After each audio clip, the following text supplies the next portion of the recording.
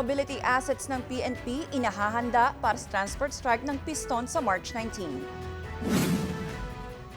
Kasunod ng nakaumang na panibagong pagtaas ng produktong petrolyo bukas, ikinakasa rin ng transport group na Piston ang kanilang nationwide tigil pasada sa Marso 19. Dahil dito, naghahanda na ang pambansang pulisya upang tutukan ito at mag-deploy ng kanilang mga assets para tiyakin ang seguridad sa isasagawang malaking aktibidad. Ang instruksyon ng ating GPNP na makipag-ugnayan sa mga transport strike associations, kasama rin po sa mga local government units, ang ating pong regional director ng NCRPO para po maghanda sa nasabing transport strike na gagawin po sa March 19.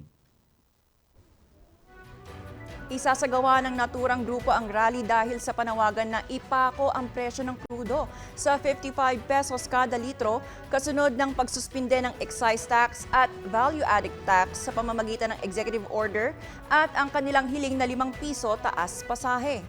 Sa kabila nito, inihayag ni PNP Chief General Jose Melencio Nartates Jr. na nakahanda ang pulisya na magbigay ng seguridad sa pamamahagi ng fuel subsidy sa mga PUV drivers, kung saan inatasan nito ang mga ground commander na mahigpit na makipag-ugnayan sa mga kaukulang ahensya ng pamahalaan para maihanda ang lahat ng kinakailangang hakbang sa seguridad para matiyak ang mabilis, maayos at organisadong pamamahagi ng 5,000 pesos fuel subsidy sa mga PUV driver at operator na iniinda na ang pagtaas ng presyo ng produktong petrolyo.